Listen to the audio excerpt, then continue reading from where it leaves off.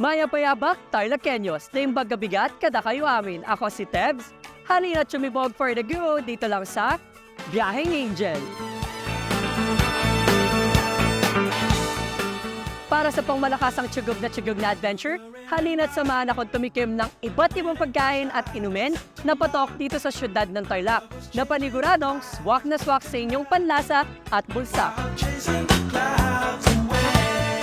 Para sa ating maulan na pilot episode, tayo ititikim ng mainit at malinamnam na beef pares. Andito na tayo ngayon sa ating location. At ating suriin at paghampingin ang presyo at lasa upang malaman kung ito ba ay Angel approved.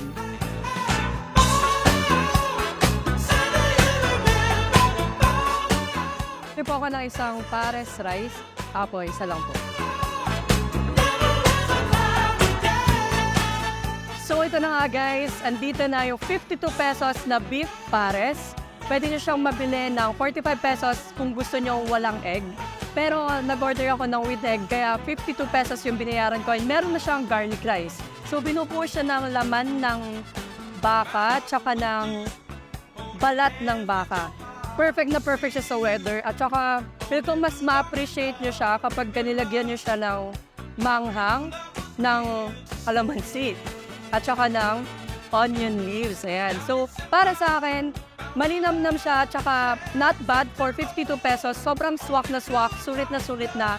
At syempre, hindi dyan mawawala ang garlic rice na perfect na combo para sa ating beef pares. So, para sa akin, this is Angel approved. So, ayan guys, sulit yung 52 pesos na beef pares dito. Kaya ano pang hinihintay natin? Tara na sa next occasion. So ito na guys, nandito na tayo ngayon sa ating second location para tumikim ng panibagong version ng beef pares, lalong-lalo na tamang-tama pa sa panahon dahil maulan pa rin. Kaya ano pang hinihintay natin? Tara na, tikman natin ang primero pares.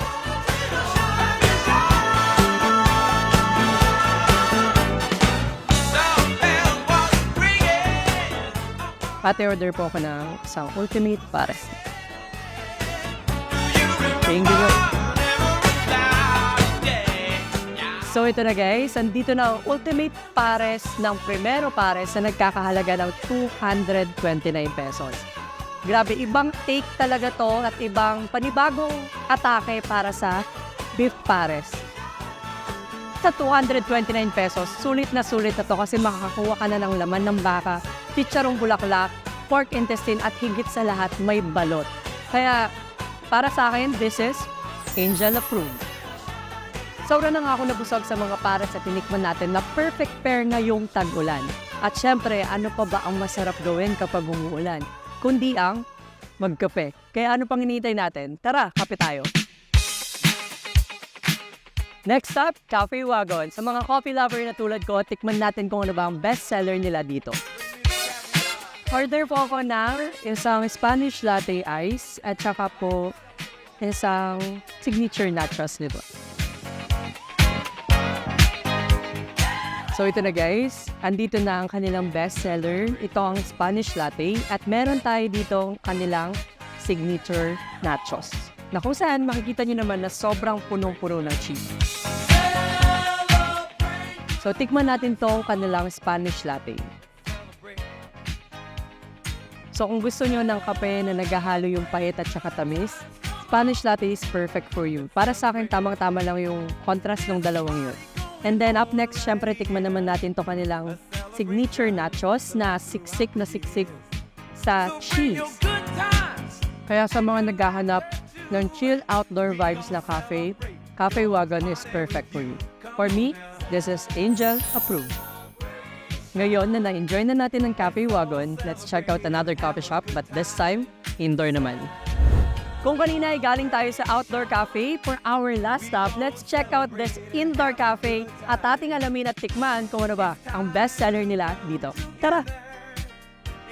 Isa pong Cremanero signature tsaka isang blueberry cheesecake. This is it guys.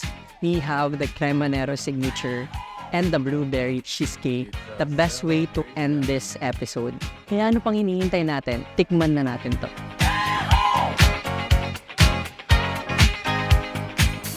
Kung naghahanap ka ng kape na medyo mapait at gusto mo yung kaya kang ipaglaban at saka ang gising yung tutulog mo puso, this is the perfect coffee for you. Tikman naman natin tong blueberry cheesecake. Sobrang sarap ng blueberry cheesecake nila. If I will describe it, malalasahan mo talaga yung pagka-blueberry niya and sobrang creamy ng consistency ng cheesecake niya. So for me, it is Angel approved. Maya pabengi, tayo lakenyos, na yung bagrabi, kada kayo amin. Ilan pa lang yan sa daang-daang Angel-approved na pagkain at inumin na pwede nating matikman dito lang sa syudad ng Tarlac. Muli, ako si Tebs. Samahan niyo akong chimubog dito lang sa Biyaheng Angel. Bye!